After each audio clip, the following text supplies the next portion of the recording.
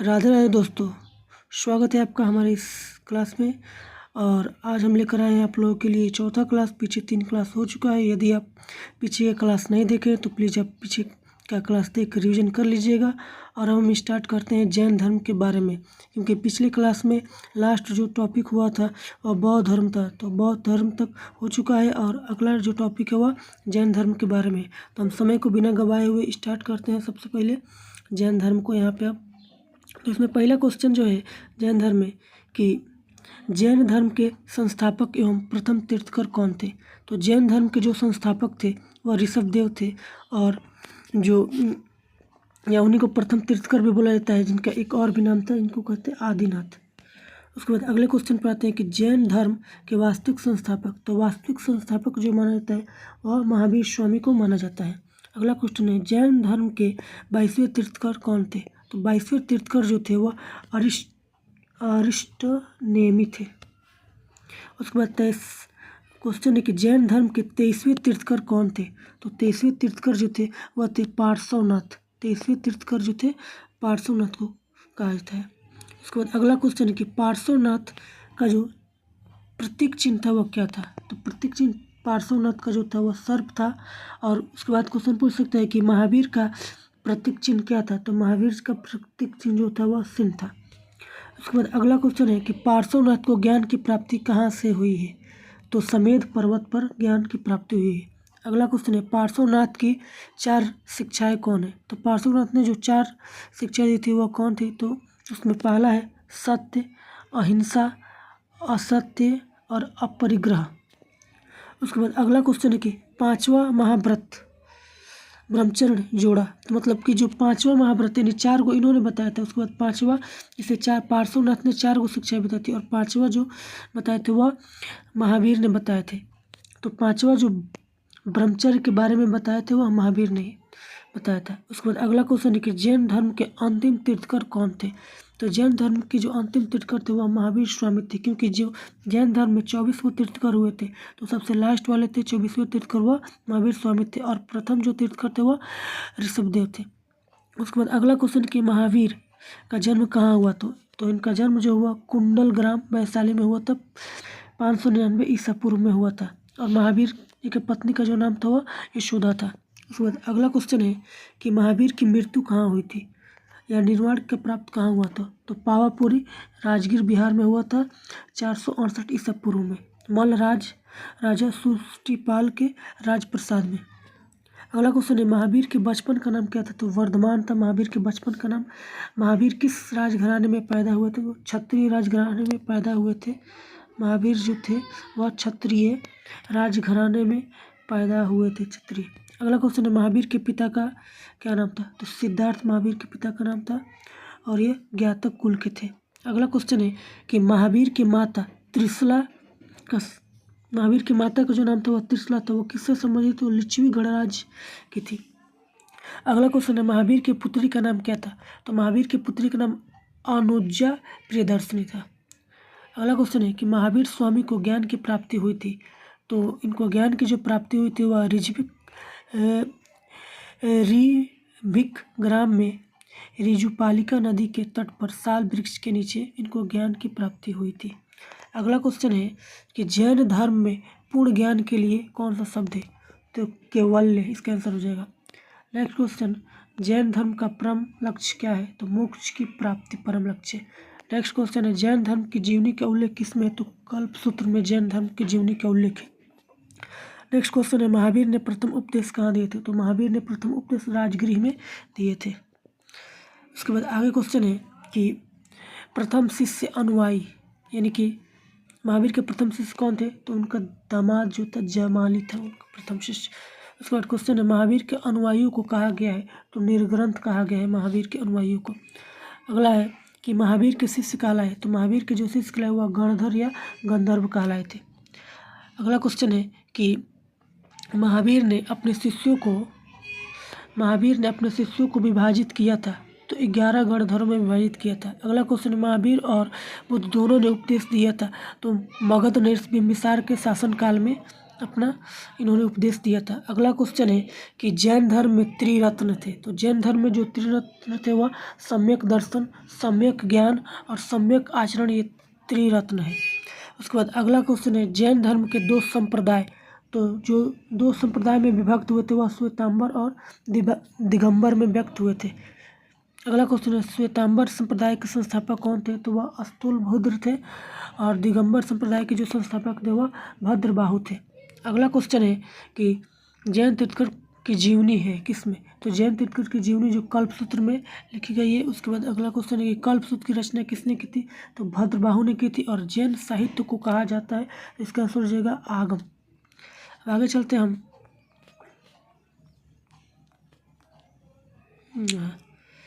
अब इसमें क्वेश्चन है अगला कि पूर्वकालिक जैन ग्रंथ कहलाता है।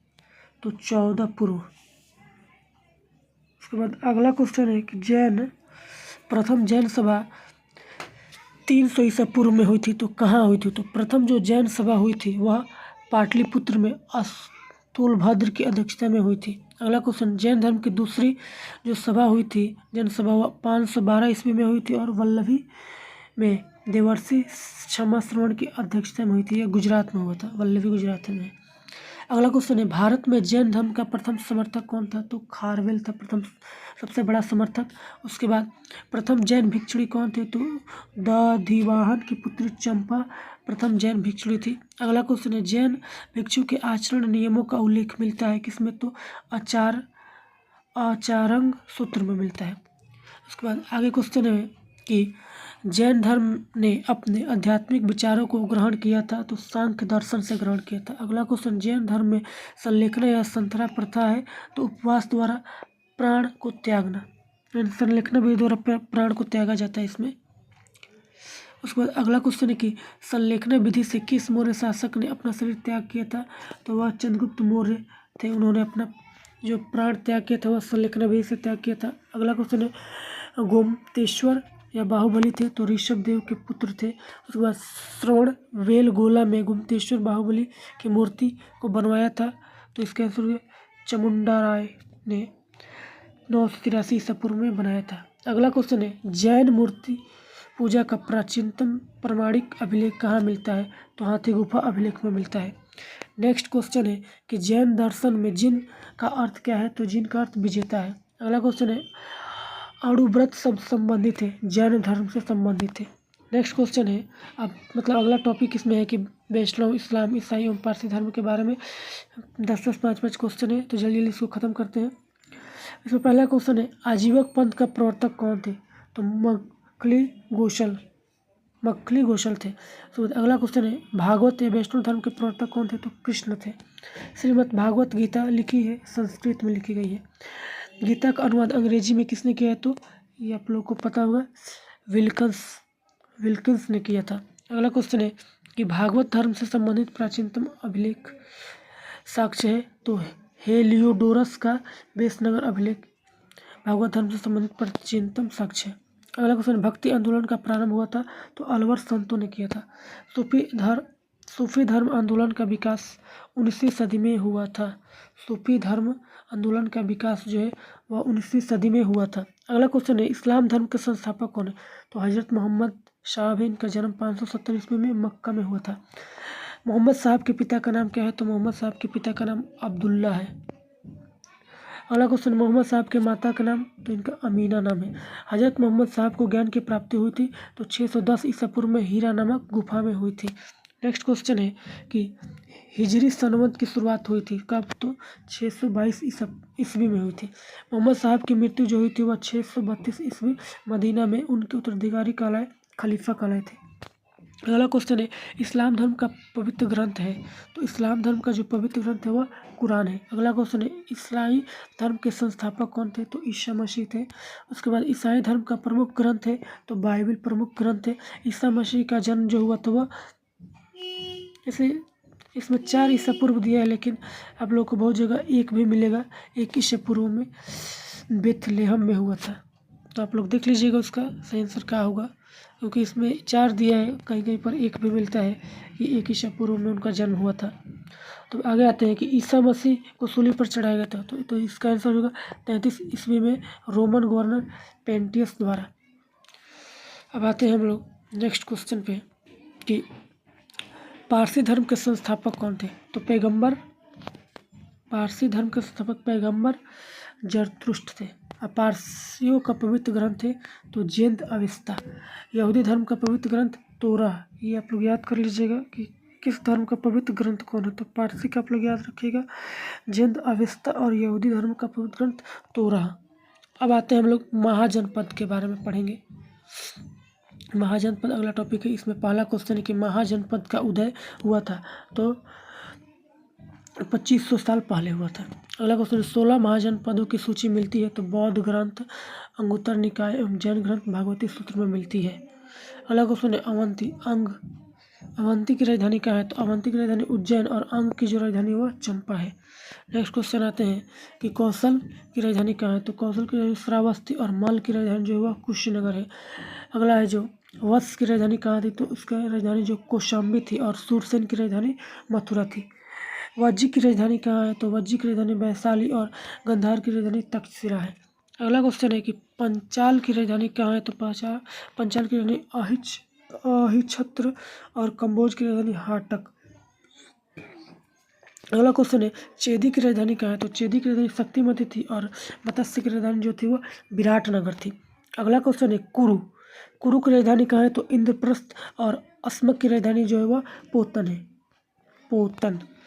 नेक्स्ट क्वेश्चन है कि मगध की राजधानी कहाँ है। तो मगध की राजधानी आप सबको पता ही होगा राजगृह में है, और काशी की राजधानी वाराणसी में है। नेक्स्ट क्वेश्चन दक्षिण भारत की एकमात्र जनपद कौन है। तो ये बहुत ही इंपॉर्टेंट क्वेश्चन है कि दक्षिण भारत की एकमात्र जनपद जो थी वह अस्मक जनपद थी, और अस्मक की राजधानी कहाँ थी। तो वह पोटली या पूतन थी अस्मक की राजधानी। अगला क्वेश्चन है प्रघोत शासक था। तो प्रघोत कहाँ का शासक था। अवंती का शासक था। वज्जी संघ का वर्णन है किसमें। तो दीर्घ निकाय में इसका वर्णन है। अगला क्वेश्चन है महाजनपद के शासक फसलों की उपज का कितना कर वसूलते थे। तो 1/6 भाग कर वसूलते थे महाजनपदों के शासक। जनपद का अर्थ क्या है। तो जन की बसने की जगह, यानी जन की बसने की जगह जनपद का अर्थ है। अगला क्वेश्चन है कि महाजनपद काल में अनाज रखने के लिए उपयोग किया जाता था। तो चित्रित धूसर मृदभांड का उपयोग किया जाता था। अब हमारा अगला टॉपिक आता है मगध साम्राज्य, जो कि बहुत ही इंपॉर्टेंट टॉपिक है। इससे हमेशा क्वेश्चन हर एग्जाम में 1-2 क्वेश्चन जरूर पूछ देता है, तो इसके बारे में पढ़ेंगे। जल्दी से रिवीजन करते हैं। इसमें पहला क्वेश्चन है कि मगध साम्राज्य का उदय कब हुआ था। तो 544 से 412 ईसा पूर्व के बीच में हुआ था। इसके संस्थापक जो हरवंश वंश के काल में मतलब हुआ था। उसके बाद हर्यक वंश के काल में हुआ था मगध साम्राज्य का उदय। अगला क्वेश्चन है प्राचीन काल में गंगा के दक्षिण को किस नाम से जाना जाता था। तो इसका आंसर होगा मगध महाजनपद घिरा था तो गंगा सोन से। मगध के सबसे प्राचीन वंश का संस्थापक कौन है। तो बृहद्रथ थे प्राचीन वंश के संस्थापक। वास्तविक संस्थापक जो है वह बिंबिसार को कहा जाता है। अगला क्वेश्चन है कि मगध की प्रथम राजधानी कहाँ थी। तो वह गिरिब्रिज या राजगृह थी मगध की राजधानी। उसके बाद पाटलिपुत्र को राजधानी किसने बनाया था। तो मगध की राजधानी पाटलिपुत्र को वह उदयन ने बनाया था। उसके बाद अगला क्वेश्चन मगध की राजधानी को पाटलिपुत्र से वैशाली स्थानांतरित किसने किया था। तो शिशुनाग इसका आंसर है। शिशुनाग ने पाटलिपुत्र से वैशाली को राजधानी ले गए थे।